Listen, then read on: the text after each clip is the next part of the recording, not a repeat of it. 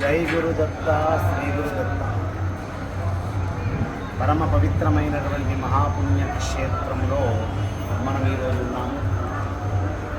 దశమహావిద్యలు, ఆ దశమహావిద్యలలో 8వ మహావిద్యాలయం బగలాముఖి ఆలయం. బగలాముఖి ఆలయం హిమాచల్ ప్రదేశ్లో ఉన్నటువంటి విషయం మీ అందరికీ తెలిసిందే.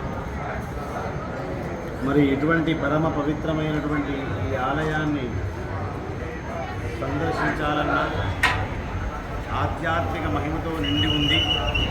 ఈ ఆలయం బగలాముఖి దేవికి అంకితమై ఉంది.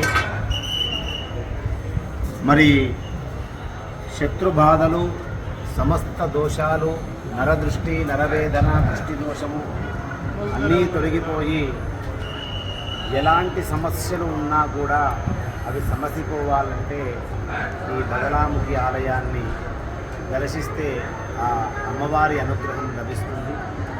మరి ఈరోజు బగలాముఖి ఆలయానికి వచ్చి ఇక్కడి అమ్మవారి హోమము కూడా చేసి మహాపూర్ణాహుతి చేసి ఆ దివ్య దర్శనం చేసుకొని అమ్మ అనుగ్రహం తీసుకున్నాము. ఈరోజు నేను ఇక్కడికి వచ్చినటువంటి ఈ హోమము చేసిన పుణ్యము, అమ్మవారిని దర్శించుకున్నటువంటి పుణ్య ఫలము నాతో పాటు ప్రయాణము చేస్తున్నటువంటి ప్రతి ఒక్క కుటుంబానికి ఈ ఫలము, ఈ ఫలితము దక్కాలని పూర్తిగా కోరుకుంటూ జయకారా షేరావాడి కా బోల్ సాచే దర్బార్ జై.